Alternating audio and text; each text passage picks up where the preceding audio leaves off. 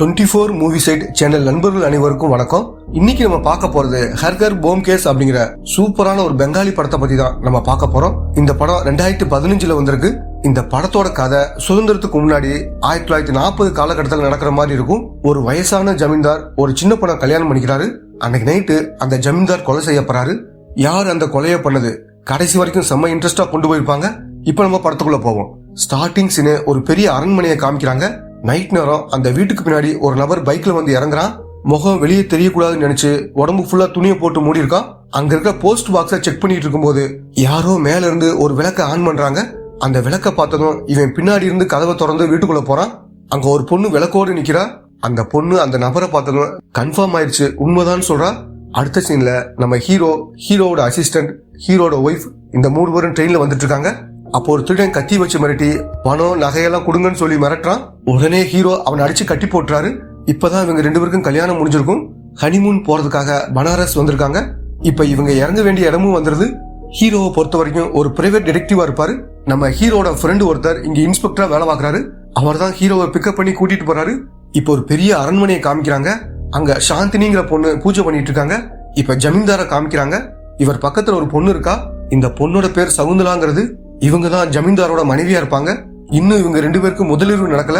இப்ப சகுந்தலாவும் அவர்கிட்ட ஒரு வழியா குணமாயிருச்சுன்னு சொல்ல, எல்லாத்துக்கும் நீதான் காரணம், நீதான் அந்த டாக்டரை கூட்டிட்டு வந்த, அவர் வந்ததுக்கு அப்புறம் தான் என்னோட உடம்பே சரியாயிருச்சு, எல்லாத்துக்கும் காரணம் நீதான் சொல்றாரு. அடுத்த சீன்ல ஹீரோட ஃபேமிலியா அந்த இன்ஸ்பெக்டர் கூட்டிட்டு போய் விருந்து வைக்கிறாரு. பேசிட்டு இருக்கும்போது எஸ்ஐ அங்க வந்து அரண்மனையிலிருந்து ஒரு இன்விடேஷன் வந்ததா சொல்லி அதை இன்ஸ்பெக்டர்கிட்ட கொடுக்கறாரு.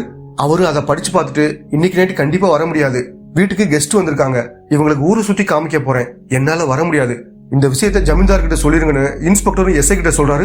இப்ப ஹீரோவும் என்ன விஷயம் கேட்க இன்ஸ்பெக்டரும் சொல்ல ஆரம்பிக்கிறாரு. இந்த ஜமீன்தார் ஒரு சின்ன பொண்ணை கல்யாணம் பண்ணிட்டு வந்துட்டாரு. அந்த பொண்ணோட அப்பா இவர்கிட்ட கடன் வாங்கியிருந்தாரு. ஆனா அவர் கடனை திருப்பி கொடுக்காம இறந்து போயிட்டாரு. ஜமீன்தாரும் அவர் கொடுக்க வேண்டிய பணத்துக்காக அவரோட பொண்ணை கல்யாணம் பண்ணிக்கிட்டாரு. அந்த பொண்ணோட பேர் சகுந்தலாங்கிறது. 3 மாசத்துக்கு முன்னாடி தான் அவங்க கல்யாணம் நடந்துச்சு. அவர் ரொம்ப குடிச்சதுனால கல்லீரல் ப்ராப்ளம் ஆகி ரொம்ப உடம்பு முடியாம போயிடுச்சு. சகுந்தலா தான் அவங்களுக்கு தெரிஞ்ச டாக்டரை கூட்டிட்டு வந்து அவரோட உயிரை காப்பாத்தினா. இன்னைக்கு நைட் ஒரு பார்ட்டி ஏற்பாடு பண்ணிருக்காங்க. ஜமீன்தாரோட ஒய்ஃப் கொஞ்ச நாளைக்கு முன்னாடி தான் உடம்பு முடியாம இறந்து போயிட்டாங்க. இவருக்கு வாரிசுன்னு யாரும் கிடையாதுன்னு சொல்றாரு. அடுத்து ஜமீன்தாரோட வீட்டை காமிக்கிறாங்க. சகுந்தலா குதிரை சவாரி போயிட்டு வீட்டுக்கு வராங்க. அதுக்கப்புறம் பூஜையெல்லாம் நடக்குது. அடுத்த இன்ஸ்பெக்டரும் ஹீரோவுக்கு போன் பண்ணி ஜமீன்தார் கண்டிப்பா பார்ட்டிக்கு வர சொல்லிட்டாரு, நீங்களும் கூட வாங்க, ஒரு வித்தியாசமான அனுபவமா இருக்குன்னு சொல்ல எல்லாரும் கிளம்பி ஜமீன்தாரோட வீட்டுக்கு போறாங்க. அங்க மோட்டோன்னு ஒருத்தன், என்ன சார் இங்க நைட் டியூட்டி பார்க்க வந்தீங்களான்னு கேட்க, அப்படியெல்லாம் இல்லன்னு இன்ஸ்பெக்டரும் சொல்றாரு. இவர் யாருன்னா சகுந்தலாவோட காலேஜ் ஃப்ரெண்டு. ஜமீன்தாரோட நெருக்கமா பழகி அடிக்கடி இங்க வந்துட்டு போறான். உள்ள போய் இன்ஸ்பெக்டர் ஜமீன்தார் கிட்ட ஹீரோவோட ஃபேமிலியை அறிமுகப்படுத்தி வைக்கிறாரு. இப்ப அவரும் தன்னோட உயிரை காப்பாத்தின பாலிங்கிற டாக்டரை அறிமுகப்படுத்தி வைக்கிறாரு. இப்ப ஹீரோவும் இவரை பத்தி கேள்விப்பட்டிருப்பாரு போல, அதனால அவர்கிட்ட பேசுறாரு. அடுத்து ஜமீன்தாரும் இன்னொரு டாக்டர் கிட்ட பேசுறாரு. இவரோட பேர் பிரசாத்ங்கிறது. இதுக்கு முன்னாடி இவர் தான் ஜமீன்தாருக்கு வைத்தியம் பார்த்திருப்பாரு. இவரால குணப்படுத்த முடியாதனாலதான் சகுந்தலா பாலிங்கிற டாக்டரை வச்சு வைத்தியம் பார்த்திருப்பாங்க. இப்ப பிரசாத்தும் பாலியை பத்தி குறை சொல்றாரு. இங்க நடக்கிற எல்லா விஷயத்தையும் ஹீரோ கேட்டுட்டு இருக்காரு. இவர் யாருன்னு பிரசாத் கேட்கும்போது ஹீரோ தன்னை அறிமுகப்படுத்திக்கிறாரு. இப்ப ஒருத்தரை காமிக்கிறாங்க. இவர் தான் சாந்தினியோட வீட்டுக்காரரு. ஃபுல்லா தண்ணி அடிச்சுட்டு உட்காந்துருக்காரு.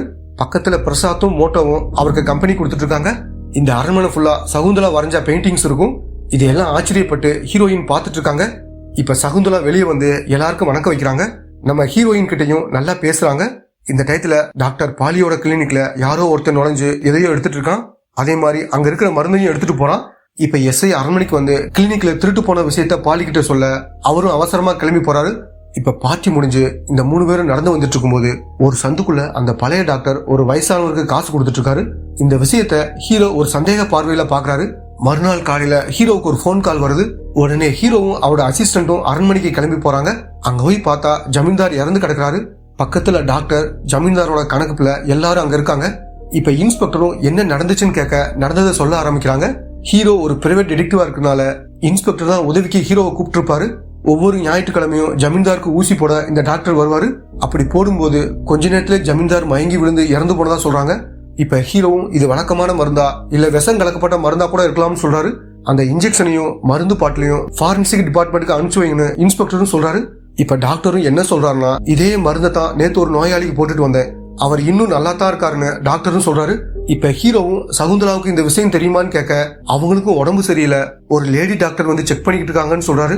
இப்ப இந்த டாக்டரும் அந்த லேடி டாக்டர் என்னாச்சுன்னு கேட்க சகுந்தலா கர்ப்பமா இருக்கிற விஷயத்த சொல்றாங்க. இதை கேட்ட டாக்டரும் அதிர்ச்சியாகி இந்த விஷயத்த எல்லார்கிட்டையும் சொல்றாரு. இப்ப இன்ஸ்பெக்டரும் டாக்டர் கிட்ட உங்க கிளினிக்ல திருட்டு போச்சுல, யாரோ மருந்தை மாத்தி வச்சிருக்காங்கன்னு நினைக்கிறேன், இப்போதைக்கு நீங்க வீட்டுக்கு போங்க, விசாரணைன்னு வரும்போது நான் கூப்பிடுறேன்னு சொல்றாரு. இப்ப இவரும் கிளம்பி போக முன்னாள் டாக்டர் பிரசாத்தும் அங்க வராரு. இப்ப இன்ஸ்பெக்டரும் அவர்கிட்ட என்ன இந்த பக்கம்னு கேட்க நான் அப்பவே சொன்னேன் அந்த டாக்டரை நம்பாதீங்கன்னு, இப்ப பாருங்க ஜமீன்தார் இறந்து போயிட்டாரு, இதுக்கெல்லாம் காரணம் புதுசா வந்த டாக்டர்னு சொல்ல ஹீரோ டாக்டர் பிரசாத்தை ஒரு மாதிரி சந்தேகமா பாக்குறாரு. இப்ப எஸ்ஐயும் அதெல்லாம் நாங்க பாத்துக்கிறோம், முதல்ல இங்க இருந்து கிளம்புங்கன்னு சொல்றாரு. ஹீரோவும் எஸ்ஐ கிட்ட இவர் கொலை பண்ணிருக்க வாய்ப்பு இருக்கான்னு கேட்க அந்த அளவுக்கு இவருக்கு தைரியம் கிடையாது, அதே மாதிரி கொலை பண்ற அளவுக்கு ஸ்ட்ராங்கான மோட்டிவ் கிடையாதுன்னு எஸ்ஐயும் சொல்றாரு. இப்ப ஹீரோவும் யார் கொலை பண்ணிருக்க வாய்ப்பு இருக்குன்னு கேட்க இந்த ஜமீன்தாரை பொறுத்த வரைக்கும் வாரிசு கிடையாது, ஒருவேளை அவர் இறந்து போயிட்டா சொத்தெல்லாம் அவரோட சொந்தக்காரங்களான சாந்தினிக்கும் அவரோட வீட்டுக்காரருக்கும் போக வாய்ப்பு இருக்கு, அந்த ஆள் எப்பயுமே குடிச்சுக்கிட்டு தான் இருப்பான், ஆனா இப்படி பிளான் போட தெரியாது, ஒருவேளை சாந்தினி இதை பண்ணிருக்க வாய்ப்பு இருக்குன்னு சொல்றாரு. இப்ப ஹீரோவும் அசிஸ்டன்ட் கிட்ட என்ன சொல்றாருன்னா அந்த லேடி டாக்டர் வந்து சகுந்தலா கர்ப்பம்னு சொல்லும்போது டாக்டர் பாலியோட முகமே மாறி போச்சு, இதை கவனிச்சிங்களான்னு கேட்கும்போது அசிஸ்டன்ட்டும் ஆமான்னு சொல்றாரு. அடுத்து எல்லாரும் டாக்டர் பாலியோட கிளினிக்கு கிளம்பி போறாங்க. நேத்து அந்த பழைய டாக்டர் ஒரு பெரியவருக்கு பணம் கொடுத்தார்ல, அவர்தான் டாக்டர் பாலிக்கு உதவியா இங்க வேலை பார்த்துட்டு இருக்காரு. அவரை பார்த்ததும் ஹீரோ அவர்கிட்ட போய் விசாரிக்கிறாரு.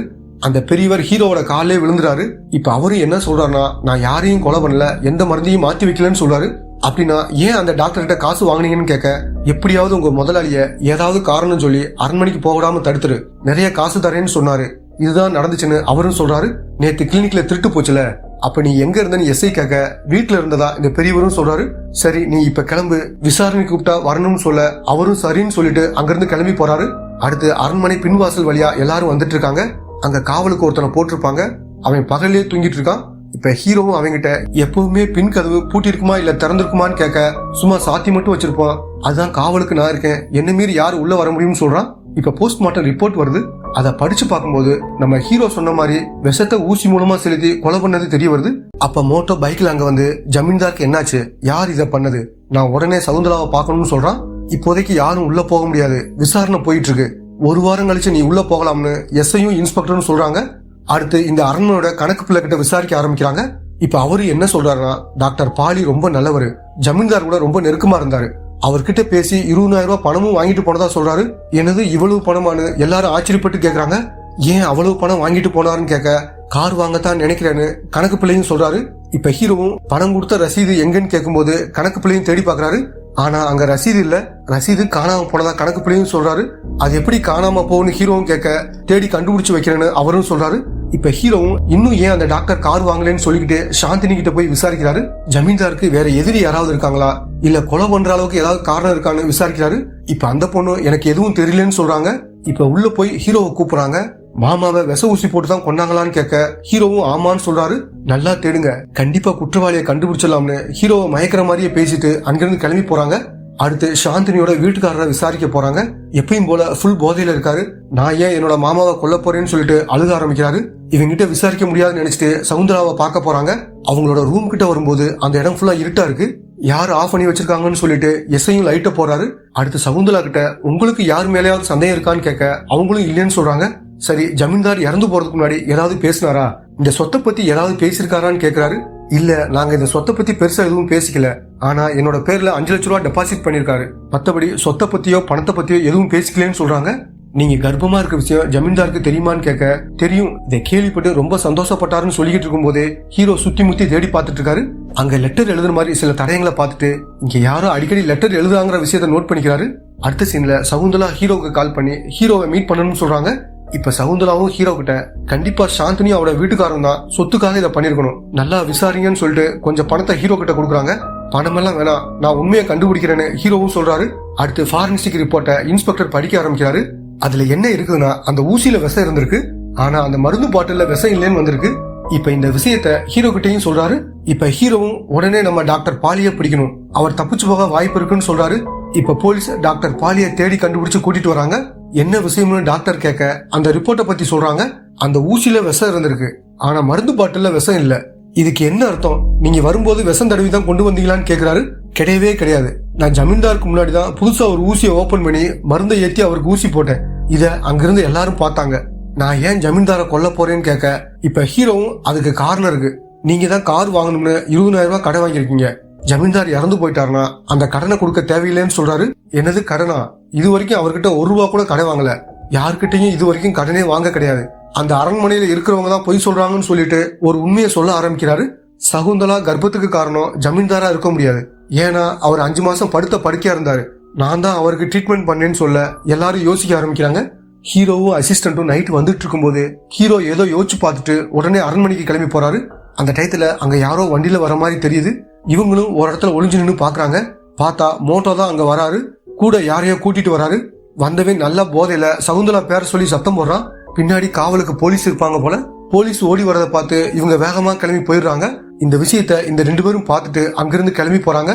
மறுநாள் காலையில மோட்டோ வீட்டுக்கு போய் ஏன் நைட் அரண்மனைக்கு வந்தேன்னு கேட்கும்போது அவன் நல்ல போதையில இருக்கான்.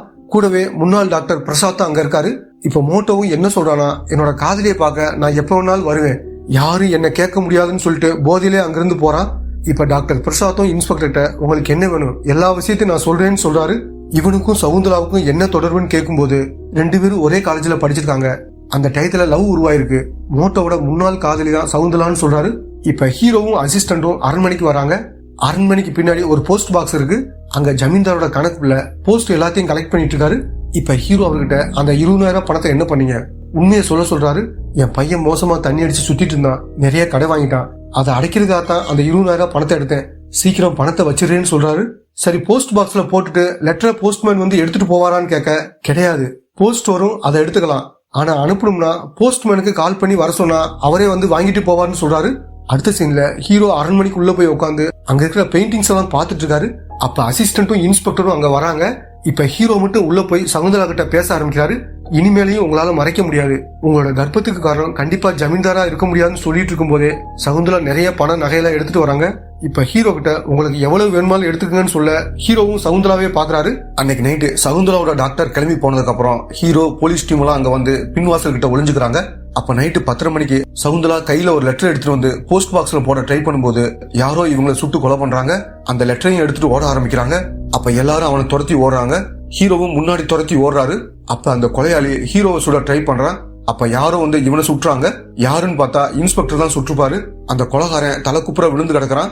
அவன் யாருன்னு பார்க்கும்போது வேற யாரும் இல்ல, எஸ்ஐ தான் அந்த கொலைகாரன். இத பார்த்து எல்லாரும் அதிர்ச்சி ஆறாங்க. இப்ப ஹீரோ உண்மையில என்ன நடந்துச்சுன்னு சொல்ல ஆரம்பிக்கிறாரு. எஸ்ஐ தான் கொலைகாரன், அவன் தான் சகுந்தலாவோட தொடர்புல இருந்திருக்கான், அவங்க ஊரை சேர்ந்தவன் தான் இந்த எஸ்ஐ. இத ஒரு தடவை இன்ஸ்பெக்டர் ஹீரோ கிட்ட சொல்லியிருப்பாரு. அதே மாதிரி சகுந்தலாவோட ரூமுக்கு போறதுக்கு முன்னாடி அந்த இடம் இருட்டா இருக்கும். எஸ்ஐ தான் அந்த இடத்துல கரெக்டா லைட்டை போட்டிருப்பாரு. அடிக்கடி வீட்டுக்கு வந்துட்டு போனவங்களால மட்டும்தான் இப்படி பண்ண முடியும். அதே மாதிரி ரிப்போர்ட்ல ஊசியில விஷம் இருக்கும், ஆனா மருந்து பாட்டில விஷம் இருக்காது. எஸ்ஐ தான் மாத்தி வச்சிருப்பாரு. அதே மாதிரி கிளினிக் போய் இந்த விஷத்தை மாத்தி வச்சதும் இவர் தான். சரி, அந்த லெட்டர்ல எஸ்ன்னு ஏன் போட்டிருக்குன்னு இன்ஸ்பெக்டரும் கேக்குறாரு. நான் இதை பத்தி சகுந்தலா கிட்ட விசாரிக்கும் போது அவங்க எனக்கு 2 லட்ச ரூபா பணம் தரதா சொன்னாங்க. நான் 5 லட்ச ரூபா பணம் கேட்டேன். அவங்க ரொம்ப யோசிச்சாங்க. நைட்டு 10 மணிக்கு ஒரு லெட்டர் கொண்டு வாங்க, அந்த லெட்டர்ல எனக்கு பணம் கொடுக்க சம்மதம்னா எஸ்ன்னு எழுதி கொண்டு வாங்க, இல்லைன்னா நோன்னு எழுதிட்டு வந்து அந்த போஸ்ட் பாக்ஸ்ல போட்டுட்டு போங்க, நான் பாத்துக்கிறேன்னு சொல்லிட்டு ஹீரோ சொல்லிட்டு வந்திருப்பாரு. அதனாலதான் அந்த லெட்டர்ல எஸ்ன்னு எழுதி கொண்டு வந்திருப்பாங்க. எதுக்கு லெட்டர் எழுதி கொண்டு வர சொன்னேன்னு கேட்கும்போது இந்த பொண்ணோட பழக்கமே லெட்டர் எழுதி கொண்டு வந்து போஸ்ட் பாக்ஸ்ல போடுவா. அந்த எஸ்ஐ இந்த லெட்டர் படிச்சு பார்த்துட்டு தான் உள்ள போகலாமா வேணாமான்னு முடிவு பண்ணுவான். நான் அவங்க ரூமை செக் பண்ணி பார்க்கும்போது நிறைய லெட்டர் எழுதுறதுக்கான தடயங்கள் கிடைச்சது. சகுந்தலாவோட டாக்டர் 10 மணிக்கு கிளம்பி போனதுக்கு அப்புறம் தான் எஸ்ஐ இங்க வந்து அவங்க கூட ஒன்னா இருந்திருக்கான். அதனாலதான் அவங்க கர்ப்பமாயிருக்காங்க. ஜமீனோட கொலை கேஸ சூப்பரா விசாரணை பண்ணிட்டு ஹீரோவும் ஊருக்கு கிளம்பி போறாரு. இதோட இந்த படம் முடியுது.